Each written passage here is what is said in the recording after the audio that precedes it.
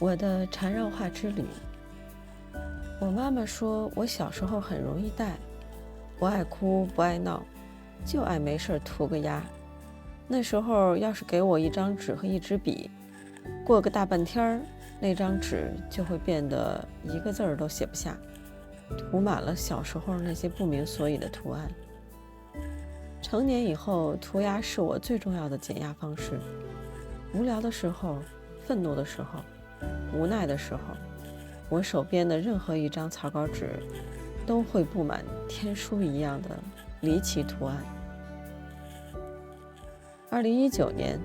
在抖音上我第一次发现了缠绕画这个东西。如今想想，那时候真的是眼前一亮，感觉我澎湃的内心和激动的手指找到了一扇天窗。一时间，我像有了一对美丽的翅膀，得以用一种更优雅、更有感染力的方式飞向辽阔的天穹。从2020年开始，因为疫情的原因，我开始一边学习画缠绕画，一边把我的练习和创作过程记录下来，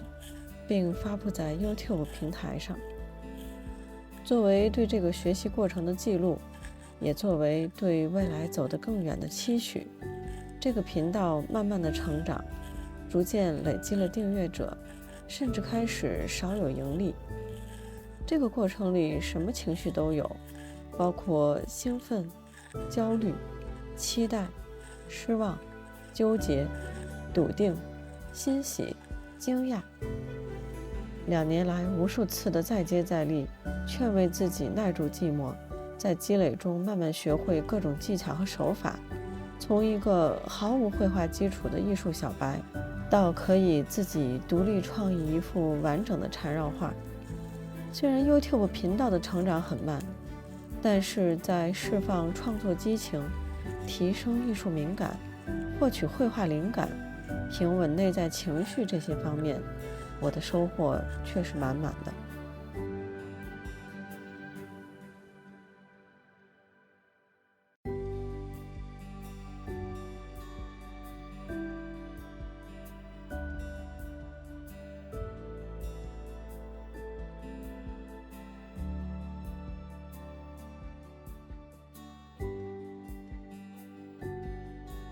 缠绕画是零门槛的艺术，没有素描基础，没有构图训练，没有专业的画具，毫无艺术基础，这些都不重要。一切的开始其实非常简单，只要有一张小纸片，随便一支笔，你就可以开始画缠绕画了。这句话我跟无数的朋友说了无数次，可能也只有真正开始画的人才能体会到它的妙处。在中国长大的我，一向觉得绘画是象牙塔里的星星，是精英教育下的天才才能够触摸的艺术。因此，就算是从小喜欢涂鸦，我也没有任何一幅所谓的作品留下来。那些涂鸦最后多数变成涂满黑疙瘩的废纸，被扔进了垃圾堆。可是回想起来，那些触目惊心的黑疙瘩，无不蕴含着强大的内心能量。虽然不一定有保留价值，却可能因为某种指引而变成升华的表达。有些人会问，那我完全不知道要画什么，或者除了直线和波浪线什么都不会画，这样开始也可以吗？答案是，当然可以。就算是最简单的直线，都可以通过各种组合呈现一个奇妙的图景。你所需要的只是开始，而我恰恰就在那一年的那一天开始了。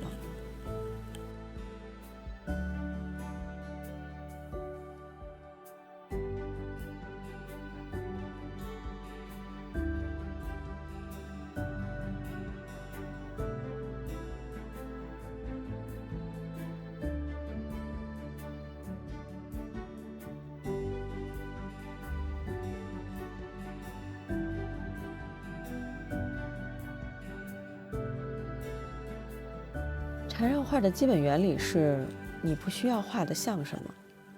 这是一种纯粹抽象的画法，你脑子里有什么你就画什么。组合出任何奇怪形状的画面都被允许、被接纳。既然不需要画得像，绘者的作画压力瞬间就降低了，自由度也就变大了。你可以随时发生变化，最终的成品和最初的构思完全可以是大相径庭的。因为每个人的思维本身就是浮动的，只要有一个起点，可以去往从未预期的终点。对你的笔保持诚实，它可以复刻或暗示你的每一段思索，每一种情愫。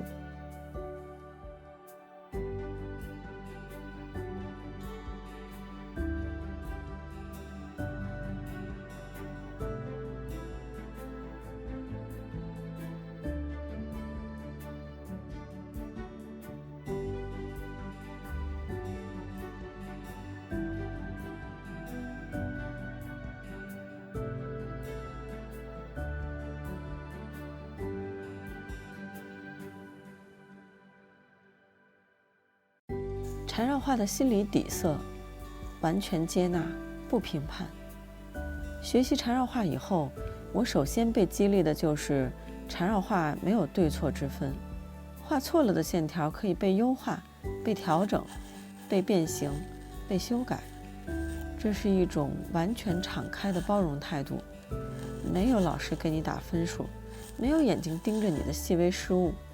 就像大地母亲接纳一切的风霜雨雪，你的画儿接纳任何你的精彩和失误，因为你不必一定画得像什么，于是你可以在错误的线条上做任何调整，直到它融入你的缠绕画之中。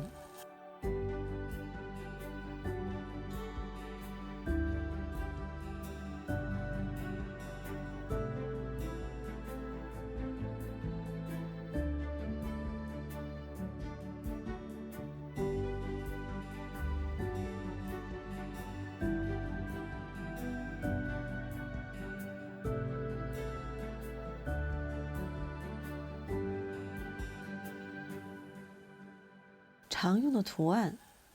这是指缠绕画的基础图案。你可以在只绘波浪线的时候，用波浪线的组合来绘画。你同样可以在掌握了更多图形之后，用这些图形的组合，创造出更多的心灵印象。我经历了一个积累的过程，通过在 YouTube 平台上做 Shorts 短视频，我把我能搜集到的常用图案都画了个遍。它们有些很简单，有些挺复杂，甚至有些我画完了就忘记了画法。但是首先是忘记了也无所谓，想画的时候找出视频看看就行了。其次是你总是会有一些你最擅长的图案，经常会被你运用。这些图案就是在你的舒适区里随时准备被调用的。既然画缠绕画本身是一种释放和休息，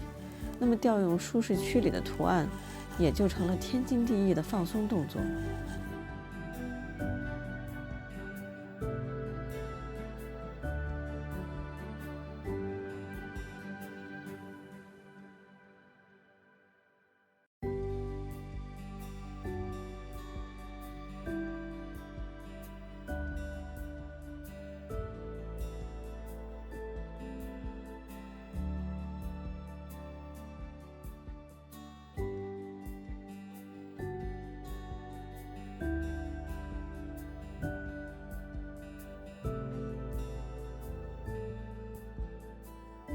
常用技巧，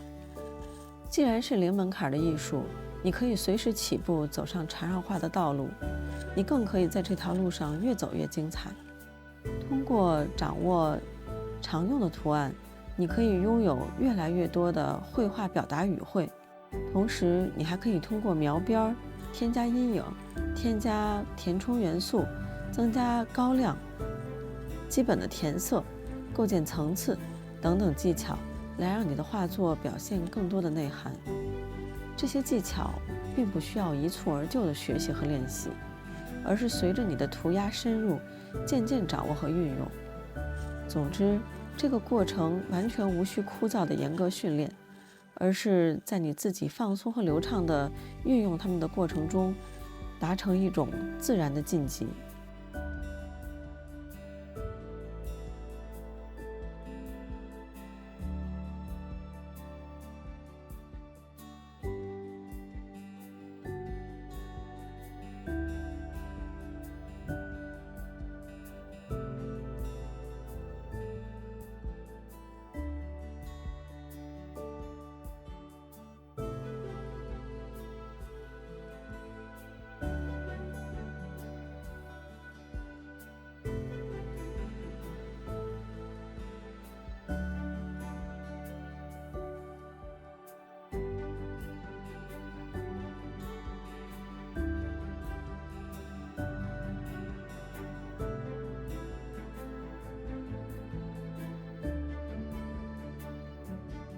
画一幅大作，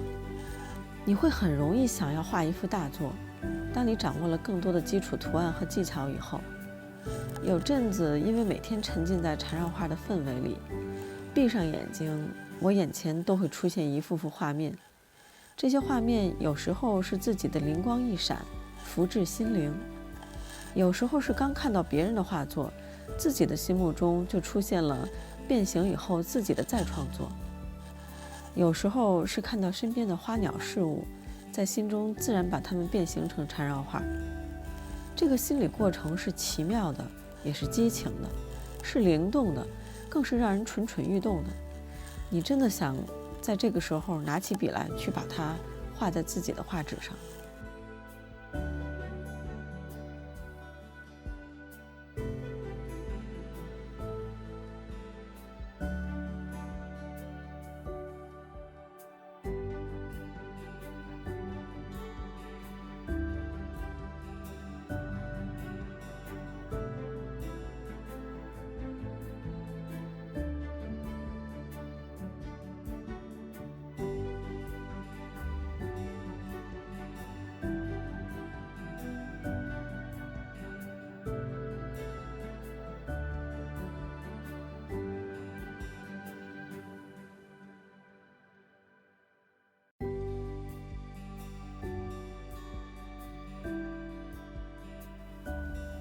绘画与心情，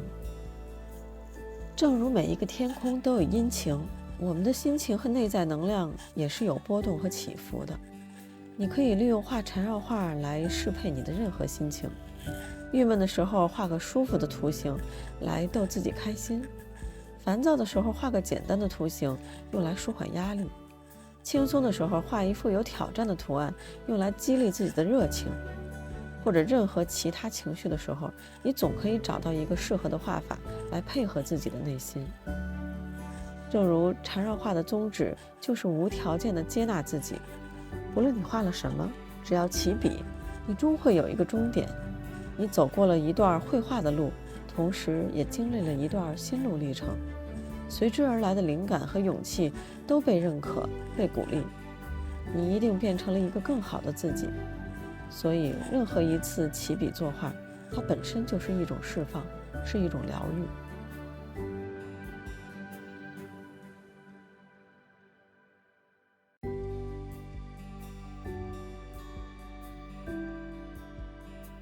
还是那句话，不要给自己压力，一定是在某种激情激励的情况下才开始画。不要给自己压力，不要定指标，不要 KPI。当然，我说这些话的时候，也未见得我就做到了这样的随缘心态。在我制作 YouTube 视频的同时，我是被浏览量和订阅人数这些数字所影响的。可以说，过去的2年，我一边被这些数字牵扯，一边用画缠绕画的方式来平衡自己。当然，有一阵子为了完成日更，有些画是粗糙的和应付 KPI 的。当时明显感觉绘画过程焦躁，笔触变得功利和粗糙，画作的整体效果也差强人意。同时也有些画是经历了心流的感觉的，比如在去年经历了几次家庭大的变故的时候，画画变成了一种最好的情绪释放。对应那几天的画作视频获得了相应的高浏览率，这些其实也是始料未及的。